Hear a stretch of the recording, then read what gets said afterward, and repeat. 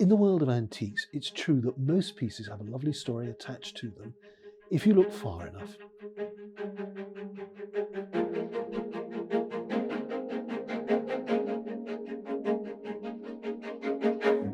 Now, these stories can sometimes be short or they can be long.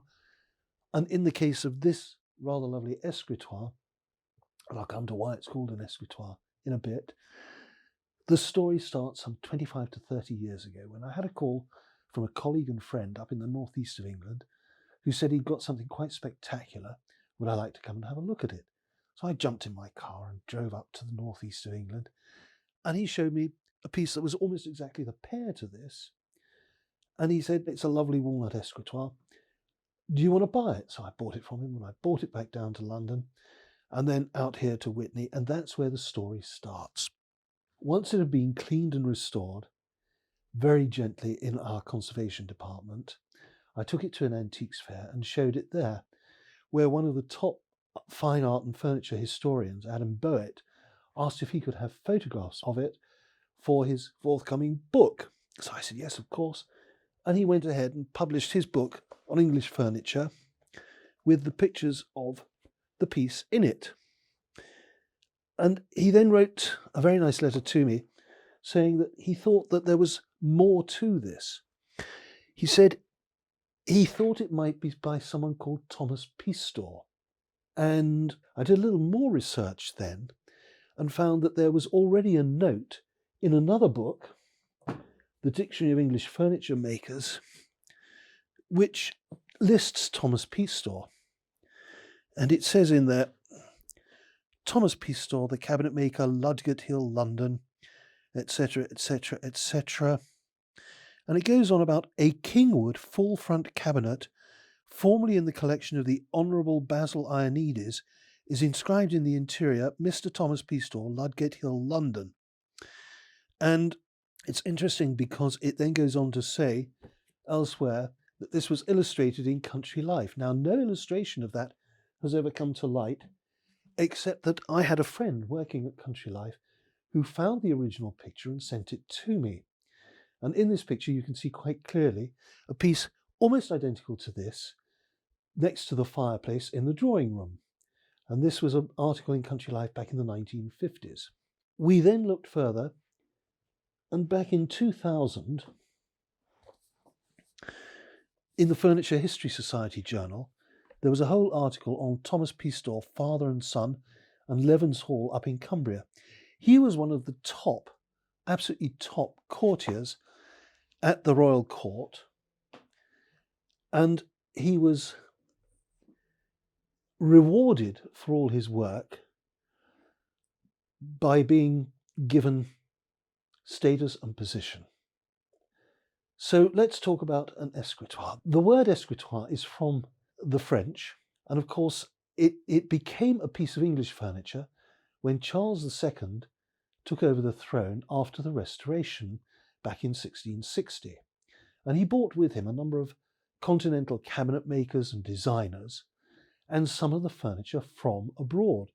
And the escritoire or writing cabinet was one of those pieces.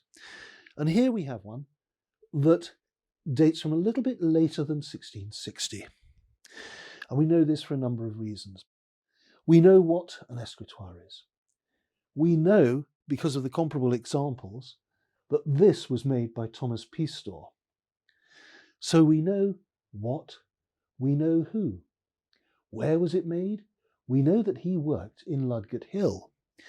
Ludgate Hill, close to St. Paul's Churchyard, because of course this was the period after the Great Fire of London when the cathedral, St. Paul's Cathedral, was being built from scratch, brand new, and all the top cabinet makers, joiners, gilders, carvers, stonemasons from all over Europe swanned into London to be part of what was a huge public project, the building of a massive cathedral in the heart of London. He was one of the people working in that immediate vicinity. So we know where it was made. When was it made? Well, we look at this and we can see from the general shape, the bun feet, the mouldings, the shape of the mouldings, that this was made probably in about 1685 to 1690. Mary period there. So we know quite a lot about this. The wood is Kingwood. Kingwood was the most expensive wood that was available in the 17th century, only ever available in small amounts. And because of that, and because it's a small tree, it's more of a large bush than it is a tree such as you might get walnut from, which means that it's only available in small pieces. So it lends itself to being cut across the branch like that, and then identical neighbouring pieces opened out like that, which then gives you what we call the oyster pattern. So you can see two pieces there that look just like the inside of an oyster shell. So we've got this oyster veneered in Kingwood, the cross-banding going all the way around these circles and semicircles. The cross-banding is all rosewood. The mouldings are all cross-grain mouldings, that is to say the grain runs across them, as are the cross-bandings. This moulding here, separating the drawers, is typical of that period, 1690, William and Mary period. So now we've established that this was made in about 1690 by Thomas Peastall, working in London in Ludgate Hill. It's an escritoire or writing cabinet. But it goes further. This piece, because it's in Kingwood, with this lovely wave motion going across the frieze there, it is one of the top pieces made during that period. Who would it have been made for? Probably one of the top courtiers, like Colonel James Graham, who inherited or bought Leven's Hall to house his furniture. And we know that if you go back to that period, the best that could happen to you as a courtier would be to have a visit from the royal family. If the king and queen came to stay with you, they didn't just come for tea, they came for 2 or 3 weeks at a time with their whole entourage.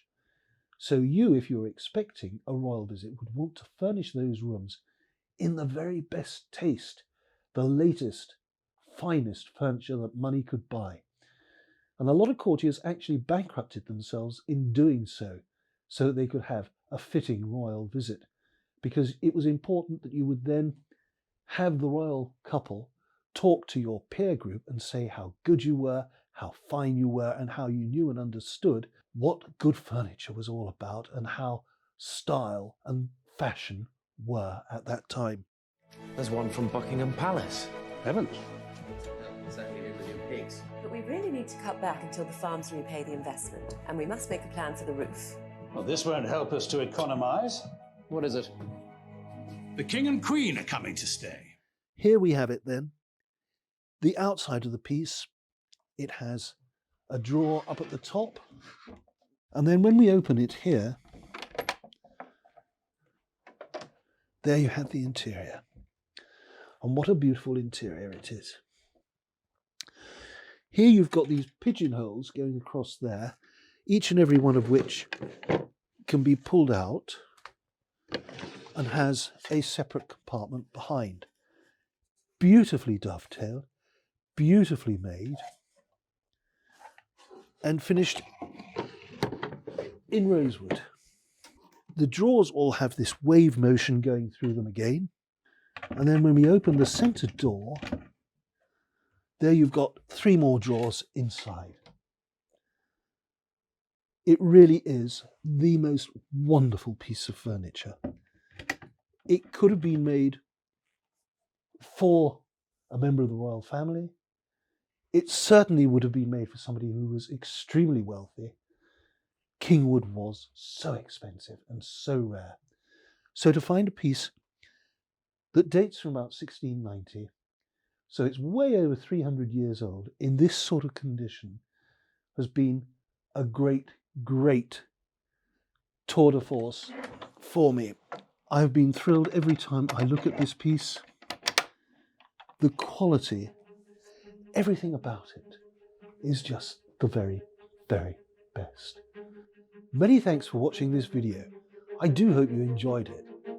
I would like to invite you to subscribe to my newsletter, which is brimming with my latest acquisitions, detailed histories, and footage of pieces not yet on display on my website. The link to my newsletter is directly below this video. Until the next time.